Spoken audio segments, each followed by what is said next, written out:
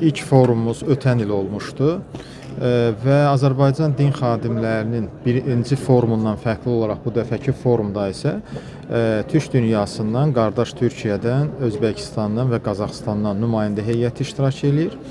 Onu da qeyd edeyim ki, Türkiyə Diyanət İşləri Başqanı hörmətli Safi Arpaquş qısa bir müddətdir fəaliyyətə başlayıbdır və ilk rəsmi səfərini məhz Azərbaycana edir və forumda da gördünüz artıq onun çıxışını da dinlədik. Bu dəfəki forumumuz ümumiyyətlə onu qeyd edeyim ki, din xadimlərinin forumlarının, qurultaylarının, toplantılarının keçirilməsi bu praktikada mövcuddur. İstər İslam dünyasında, istər Qərb ölkələrində din xadimlərinin forumlarının, qurultaylarının keçirilməsinə halları tez-tez olur və biz bunların dəfələrlə şahidi və iştirakçısı olmuşuq. Amma Azərbaycan din xadimlərinin forumunun tərkibinə baxsaq, həmin forumlardan, digər ölkələrdə keçirilən din xadimlərinin forumlarından fərqlənir. Bu fərq də ondan ibarətdir ki, Azərbaycan din xadimlərinin forumunda təkcə bir dini mənsub, bir dini konfensiya mənsub din xadimləri iştirak eləmir. Azərbaycanda fəaliyyət göstərən bütün dini konfensiyaların, o cümlədən dini icmaların din xadimləri bu forumda təmsil olunublar.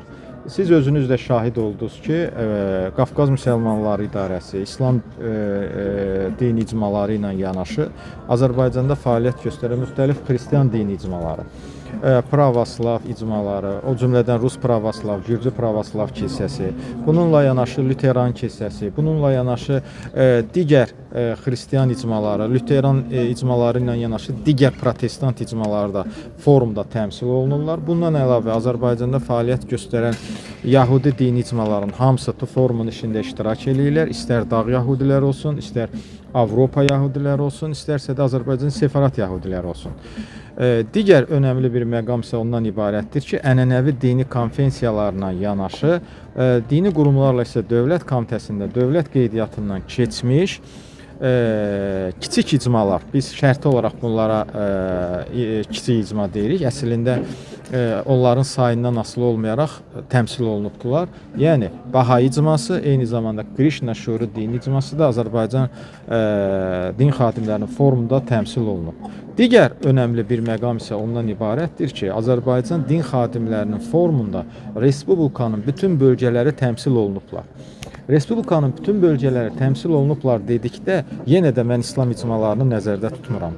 Azərbaycanın bölgələrində fəaliyyət göstərən qeyri-İslam icmaları da forumda iştirak edirlər.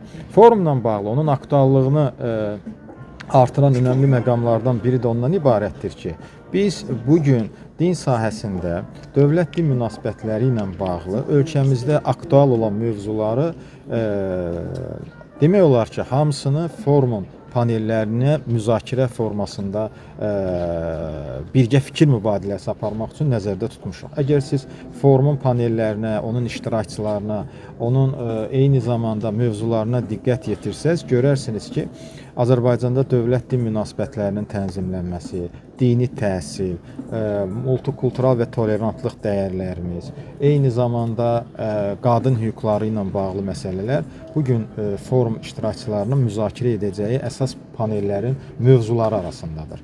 Diqqət yönəltmək istədiyim digər məqam isə ondan ibarətdir ki, forumun panellərində panelçi kimi iştirak edənlərimiz, burada dövlət məmurları da var, millət vəkillərimiz də var, eyni zamanda İslam dini konfensiyasının da nümayəndələri var və qeyri-İslam dini konfensiyaların nümayəndələri var. Eyni zamanda da xaricdən olan qonaqlarımız da forumda iştirak edirlər.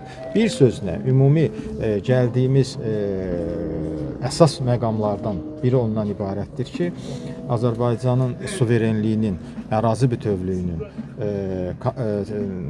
5 illiyinə, eyni zamanda konstitusiyamızın qəbul edilməsinin 30 illiyinə həsr olunmuş 2025-ci il çərçivəsində Azərbaycan din xadimlərinin ikinci forumunda biz dini sahə ilə bağlı bütün mövzuları bugün forum çərçivəsində müzakirə etməyi qarşımıza qoymuşuq və ümid edirik ki, forum qarşımıza qoyduğumuz məqsədlərə çatmağımız baxımından bizim üçün yaxşı bir stimul olacaq.